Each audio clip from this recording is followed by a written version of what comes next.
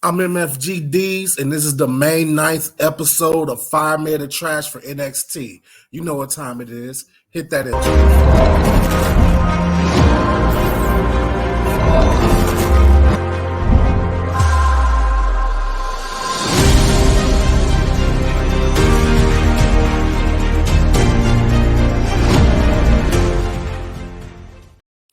So NXT kicked off with the tournament for the women's championship for NXT that was vacated by Indy Hartwell. I believe it's a 12-woman tournament, something of that nature, but the first match of the tournament was Tiffany Stratton versus Gigi Dolan. My verdict for that match was that it was mid. I love both Gigi Dolan and Tiffany Stratton. I think Tiffany Stratton in particular, Tiffany Stratton, she's gonna be a star, man. Like it's undeniable that she's gonna be a star. Like I don't see any other outcome. She's just too athletic. Her mic skills are improving week to week, and she has the look. So I think she's definitely has the stars shining down on her, so to speak, going forward once she gets called up to the main roster. And I think her and Roxana Perez are actually like the two top women in NXT with the brightest future, in my opinion. I think that it was the right choice to put Tiffany over in this match. Tiffany has to get to the finals. It has to be some version of, and I don't have to bracket on the top of my mind this morning. Tiffany Stratton, Roxana Perez, those are the two, and Cora Jade. Cora Jade also, she also has a very bright future. Some combination of those three needs to make it to the finals, and one of those women need to come out on top and become the new champion. Then we had Gallus versus the Dyad. Believe it or not, I do not like the Dyad gimmick, but my verdict for this match was fire. Gallus always brings it. I expect excellent tag team wrestling every time they step in the ring. But the one thing I might have forgotten over time is that the Dyad was pretty damn good when they were the Grizzled Young Veterans. I didn't necessarily like that gimmick either, but they could wrestle their ass off, that's for sure. This is a really, really, really good tag match. I think that Gallus needs to be on the main roster. I'm not even going to lie. I think you need to put as many actual tag teams on the main roster as humanly possible. Like, I'm tired of them putting two singles, right? If you watched any of my other videos, you know I'm anti putting two singles wrestlers together and calling them a tag team. Please do not put The Miz and Shinsuke Nakamura in a tag team. Please, I'm praying to. Please don't do that. Just use an actual tag team and have them compete for the tag team titles, man. Sami Zayn and Kevin Owens, I get them a pass because they've been best friends forever. So it's almost like they kind of are like a real life tag team. But Ricochet, Braun Strowman, I'm not going to go too deep off into it. My whole point is that a team like Gallus will look good on the main roster, will look believable as tag team champions. Their match with the Dyad last night of Schism was fire. It was a fire tag match. I mean, a lot of people might not have been interested in it, but as far as the wrestling itself, it was a fire tag match. Even though it had a wonky finish, it still was fire to me. Then you had Javier Bernal and Duke Hudson. I went into this match excuse me. I went to this match expecting very little from Javier Bernal. I'm not very familiar with his work.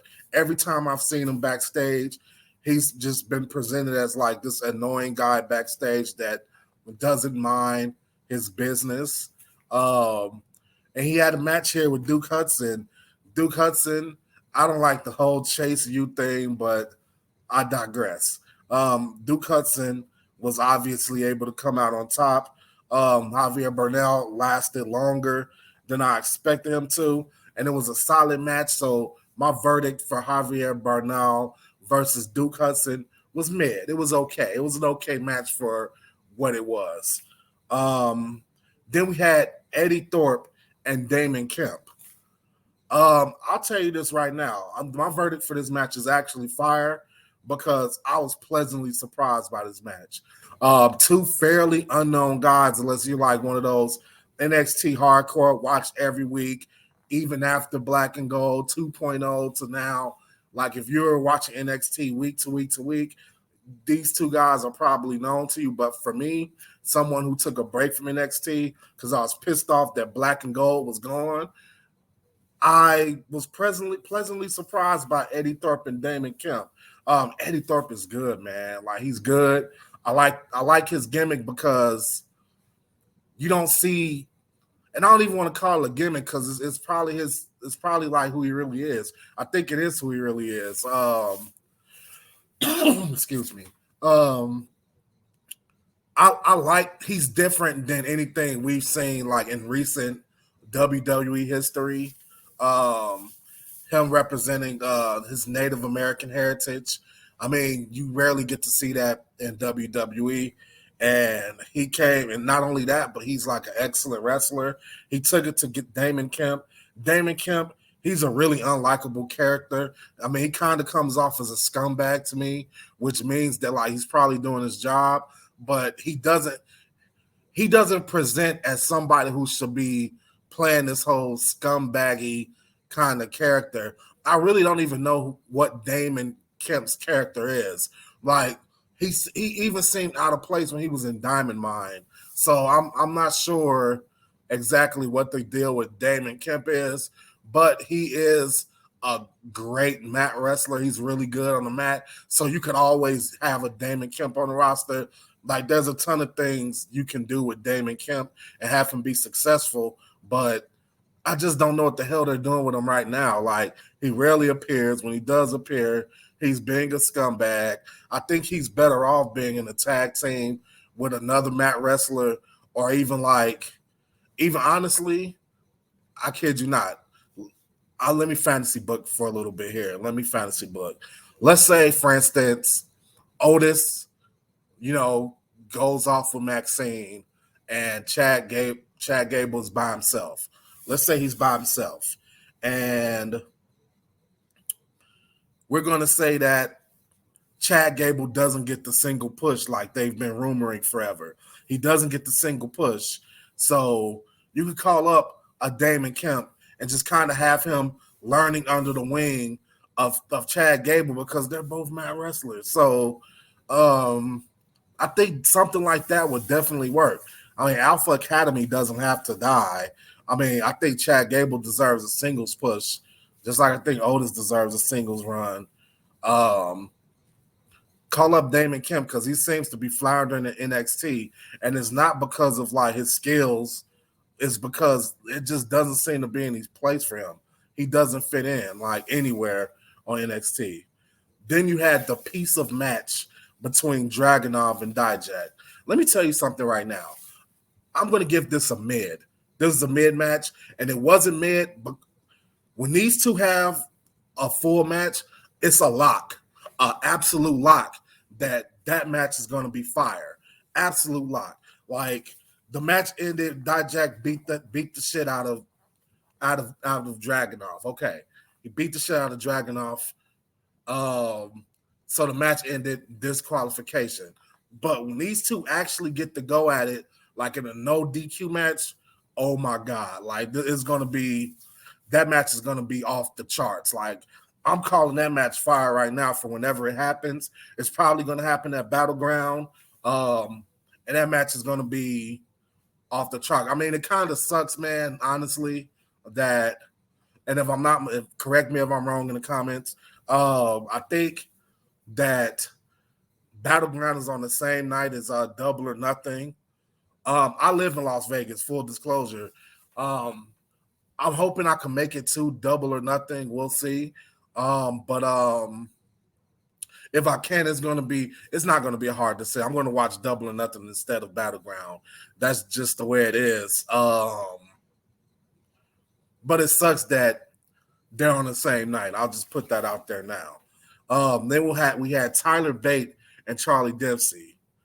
This match was mid. And it wasn't mid because it was bad. Like mid doesn't always mean that the match is bad. Mid can also mean that it's a solid match.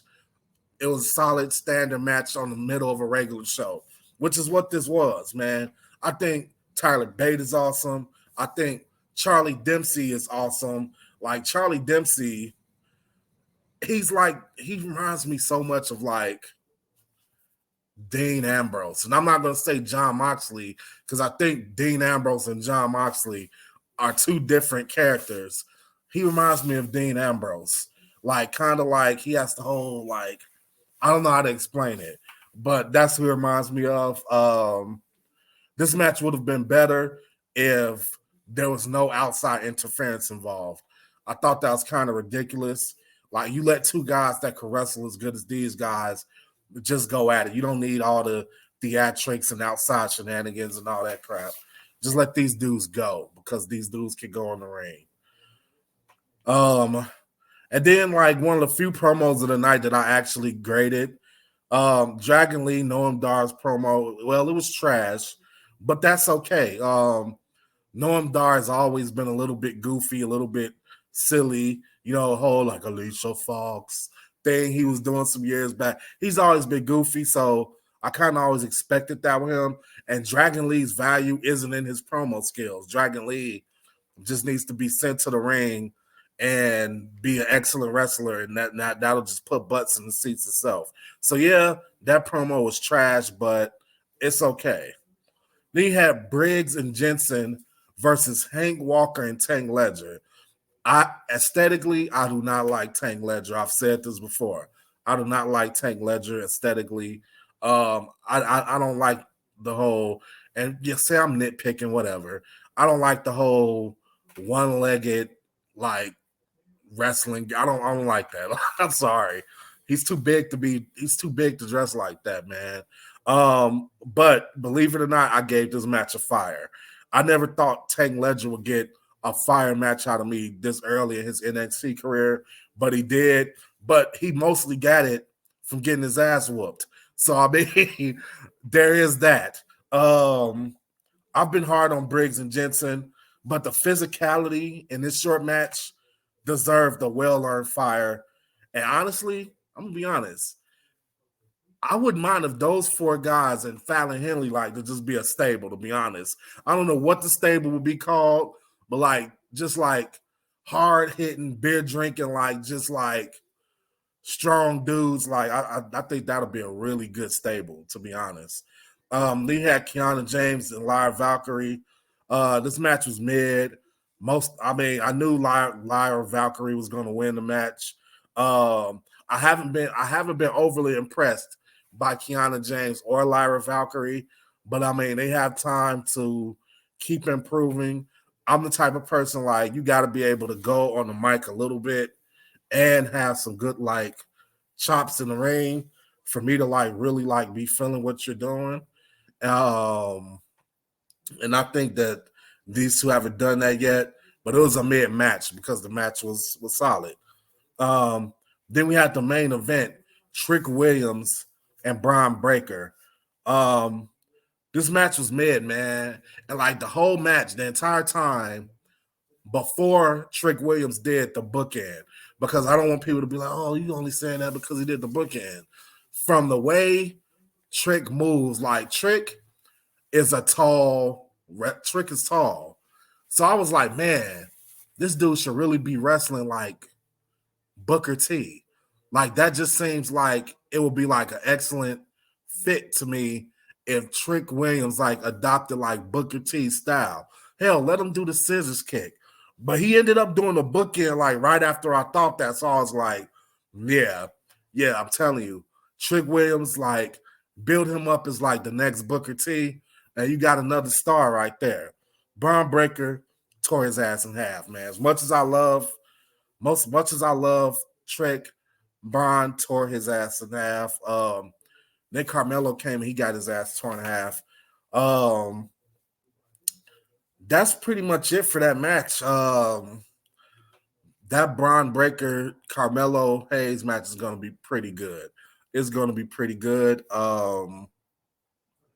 Yeah, I don't have nothing else for you guys. This is Hot Mid or Trash from NXT. Like, subscribe, follow, turn on your notifications, help out with the algorithm, all that nice stuff.